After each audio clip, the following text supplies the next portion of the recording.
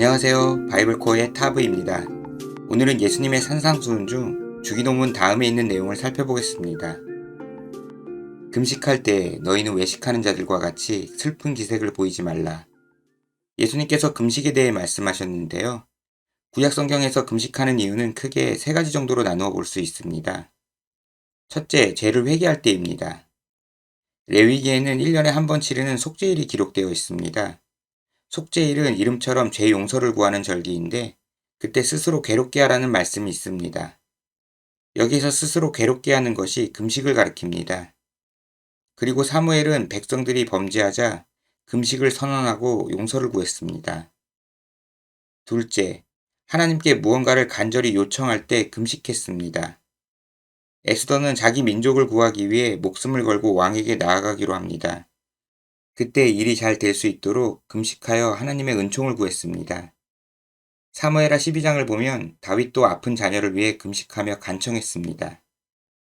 셋째, 하나님의 뜻을 구하거나 계시를 받을 때 금식했습니다.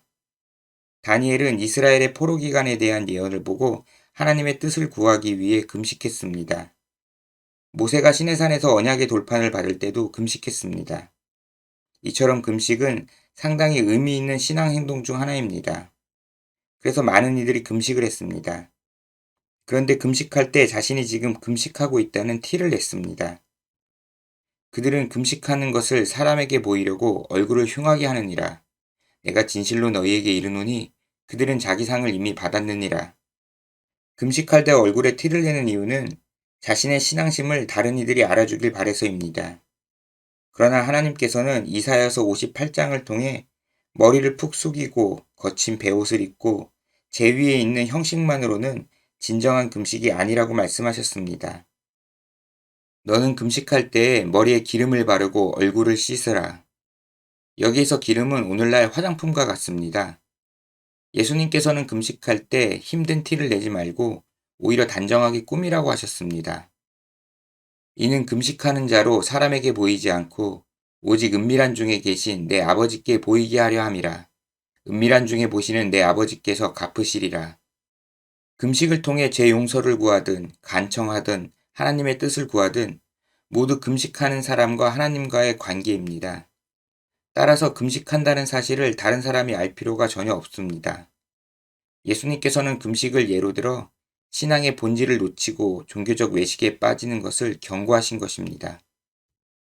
너희를 위하여 보물을 땅에 쌓아두지 말라. 한편 주제가 바뀌어 재산을 이 땅에 쌓아두지 말라고 하셨는데요. 거기는 좀과 동록이 해하며 도둑이 구멍을 뚫고 도둑질하느니라. 땅에 쌓아둔 재산은 벌레가 꼬이거나 녹슬어 가치를 잃어버립니다. 그리고 도둑에게 빼앗기기도 합니다. 곡식을 창고에 쌓아두지도 않고 치안이 좋은 시대를 사는 현대인들에게는 거리가 있는 비유 같은데요. 사실 오늘날도 과거와 다를 바가 없습니다. 오늘날 금융 시스템은 돈을 끊임없이 생산해 통화량을 늘립니다. 그래서 우리가 가지고 있는 돈은 시간이 흐를수록 구매력이 약해집니다. 재산이 좀먹고 도둑질 당하는 것과 크게 다르지 않습니다. 오직 너희를 위하여 보물을 하늘에 쌓아두라. 거기는 좀이나 동록이 해하지 못하며 도둑이 구멍을 뚫지도 못하고 도둑질도 못하느니라. 예수님께서는 재산을 하늘에 쌓아두라고 하셨는데요. 우리는 하나님의 청지기로서 재산을 잠시 맡아두는 상태이니 가치 있게 잘 사용하라는 말씀입니다. 내 보물이 있는 그곳에는 내 마음도 있느니라. 우리는 가진 돈의 가치를 지키기 위해 부동산과 주식을 합니다. 결국 인생의 상당 부분을 부동산 시세와 주식 그래프를 신경 쓰는 노예로 살아가기도 합니다. 눈은 몸의 등불이니 그러므로 내 눈이 성하면 온몸이 밝을 것이요.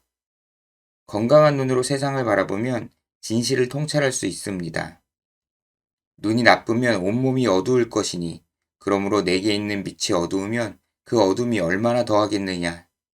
그러나 병든 눈으로 세상을 바라보면 진정한 가치를 분별하지 못합니다. 한 사람이 두 주인을 섬기지 못할 것이니 혹 이를 미워하고 저를 사랑하거나 혹 이를 중히 여기고 저를 경히 여김이라. 너희가 하나님과 재물을 겸하여 섬기지 못하느니라. 예수님께서는 너무도 분명하게 말씀하셨습니다. 하나님을 섬기던지 돈을 섬기던지 결정을 하라고 말입니다.